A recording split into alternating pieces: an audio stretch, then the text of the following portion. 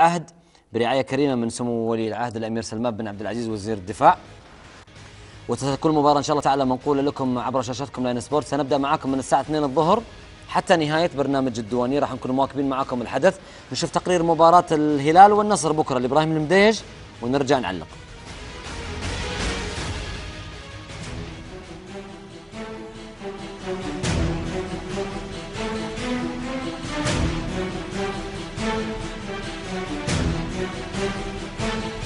هل نتحدث عن قمة أم نتحدث عن ديربي أم نتحدث عن نهائي أم نتحدث عن غضب أم نتحدث عن أعظم حوار أم نتحدث إن شئتم عن أقوى جدال؟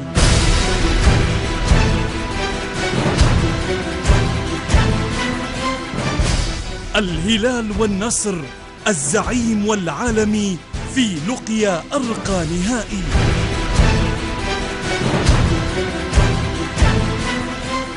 الأزرق الذي عاش مع تلك البطولة قصة روميو وجولييت لا يفترقان كثيرا على مستوى التاريخ، فالزعيم هو الأكثر تحقيقا لها، وتعيشون معه غدا محاولة خاصة لنيل اللقب للمرة السابعة على التوالي. وأي عشق سيلعب على منهجه الزعيم بالرغم من تعثر أخير أمام الليث وأزمة ثقة على مستوى التكتيك الفني، إلا أن النهائي لا يخضع للمقاييس، فكيف إذا كان ديربي؟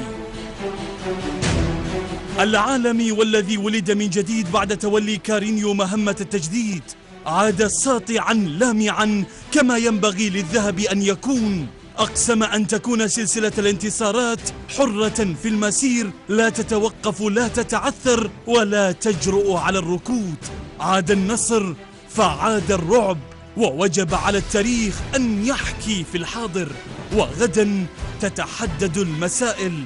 فالكتيبة النصراوية دعمت فريقها باليوناني خارستياس، ولا نعلم أي تكتيك جديد سيدخل به كارينيو. بين من استاسد في تحقيقها ومن عانى لوعة الاشتياق لها، سنرى النهائي بنكهة الديربي مغلفا بالتحدي يكسوه الغضب.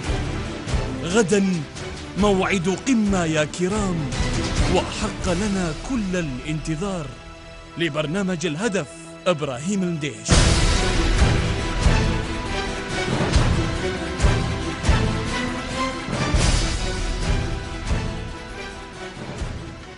شكرا ابراهيم المديج. بالفعل بكره لقاء القمه، وان شاء الله تعالى موعودين بمباراه تليق الحقيقه بكل شيء. يعني احنا ما نبغى اكثر من المتعه في هذه المباراه.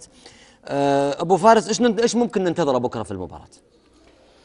أنا يعني صحيح نتشرف احنا بحضور ولي العهد الأمير سلمان، أول مرة يشرف بمباراة نهائية في كأس مسمى باسمه. نتوقع حضور جماهيري كبير، وأنا شخصيا